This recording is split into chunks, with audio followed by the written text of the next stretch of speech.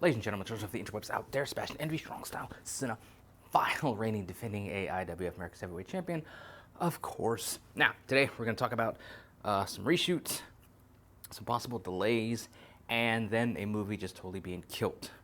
So, what was a geek about it for a scan few minutes. Now, on the subject of reshoots, saw an article today, and I know I might have talked about Aquaman, Lost Kingdom reshoots before. Jason Momoa's probably, more than likely, his last outing as Aquaman.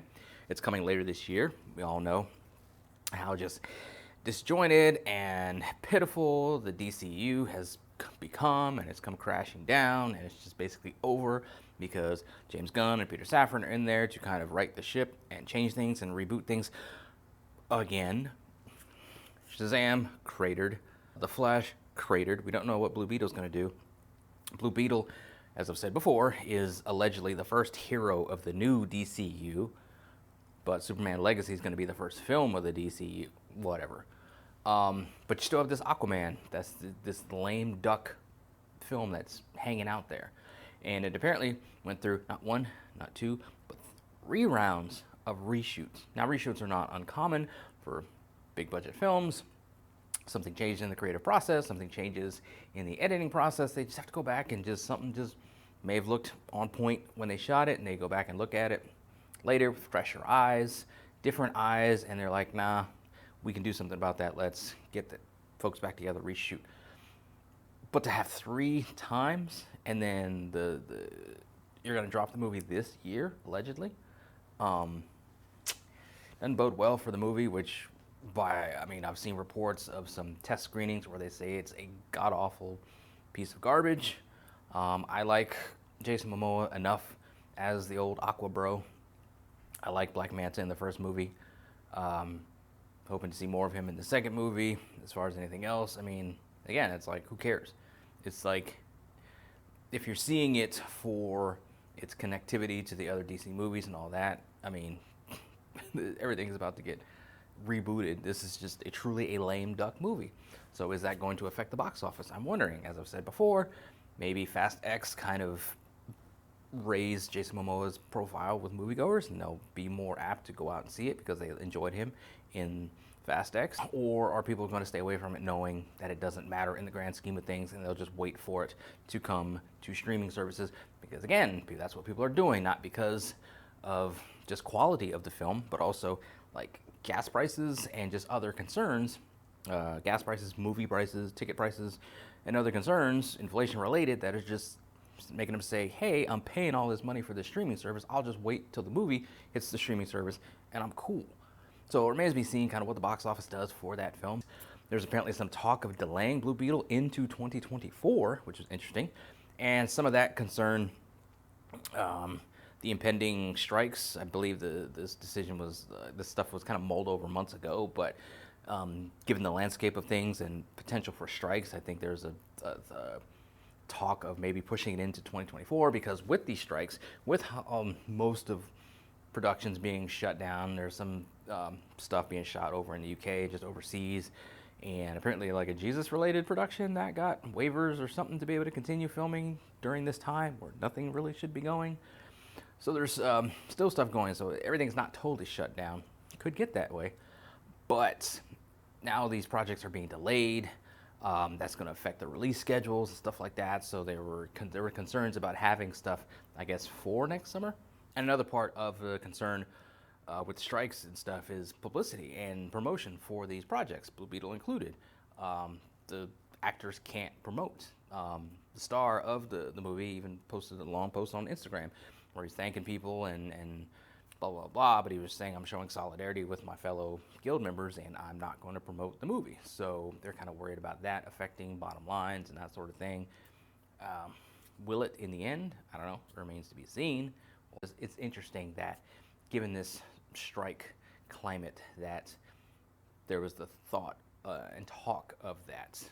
Hopefully the strike sees a resolution soon. I've also seen reports where the studios are doing just unscrupulous things to the strike folks. That there's a report that officials out in Los Angeles are investigating the studios cutting down trees, which would give strikers like shade to do their picketing and stuff. So just shady stuff by the studio to try to wait and just ultimately just wait these the people that are striking out.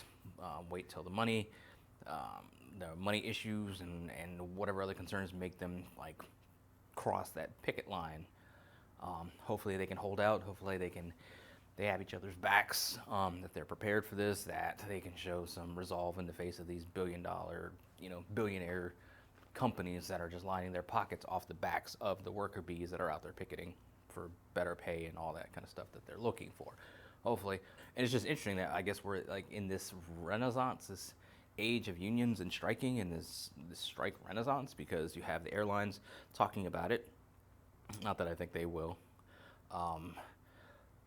Actors, writers from Hollywood. You have the auto workers that are talking about striking. You have UPS, which is talking about striking. You have all these unions popping up at newspapers and Starbucks and all this kind of stuff. So it's like, I don't know what, I don't remember a time, and maybe I'm just blanking on it. Somebody else can correct me. That we've seen this much union/strike action all at one time going on. I don't know whether it's just a case of these unions like realizing their power, or it's just never been this bad with these billionaire companies just being dicks to their employees, or is it like a social media thing, or just we're more aware of it? Maybe it was always going on. Now we're just more aware of it. I don't know. It's interesting time to be involved in, and I say that as somebody who works for like a 9-to-5 that has an employee union. So it's just interesting times with what's going on. But getting on to a production totally being killed, Masters of the Universe is reportedly dead at Netflix. They kind of balked at the idea of spending $200, which was the tentative budget that was put forth by the filmmakers. And Netflix was like, nah, bro, we ain't gonna do that. And apparently they've already sunk $30 million into securing rights, securing talent. They had Kyle Allen attached to star as He-Man for the Netflix version, as previously Noah Centineo, Adam Smasher from the god-awful Black Adam movie, was attached to play before, when it was Sony that had the rights to make the movie. But then they put it off on Netflix. So it's just dead in the water right now, which is kind of interesting that Netflix killed it, given the fact that they were the ones that have the Masters of the Universe show from Kevin Smith. They've had She-Ra. They even had the other animated CG He-Man Masters of the Universe kitty cartoon or whatever. So they seem to be like the hub of, Eternia activity, and they're passing on the movie. Part of it's, in a report that I read, was there was a thought that the movie just cost too much money, $200 million. They didn't want to put $200 million into it. They said that filmmakers came back with a budget of $180 million. They were still like, no, because of just stock concerns as Netflix loses subscribers.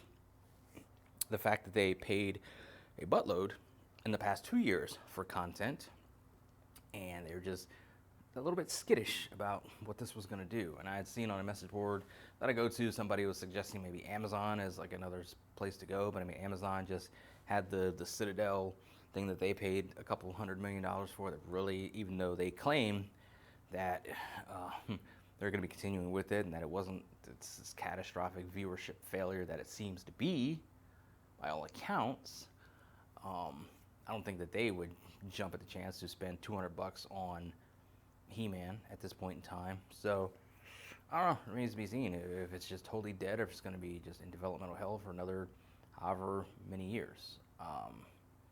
I'm curious to see what they would have done with it. I'm a He-Man fan. I have been since I was a kid, and watching the cartoons, having some of the toys in the 80s. I don't know, it's kind of cool on the one hand to have grown up around your Transformers and your G.I. Joe and your He-Man and your Mask and all this stuff, that these studios today are just reaching for this nostalgic bump from the movie-going public or the TV-watching public, and to just be there in the moment to experience these properties as they were, first on the air, and then you had the toys and you were just playing as a kid with your friends. It was cool. But we got to myself and people my age, you know, all this old folk got to experience that, as opposed to just having to deal with the nostalgic grab that people are getting today. I don't know. It sucks. Will it happen? Who knows? But yeah, that's what's going on. It was just a couple things I had seen and tooling around the internet. So it's interesting stuff going on. Like I said, with Strike, He-Man's dead. Reshoots for Aquaman. They want to reshoots for Blue Beetle. I guess we'll all find out together. But anyway, those are my thoughts on it, scattered as they often are. What do you guys out there think? Let me know in the comments below. Follow me on social media. Talk to me there. Talk to me here. Until next time, let us geek.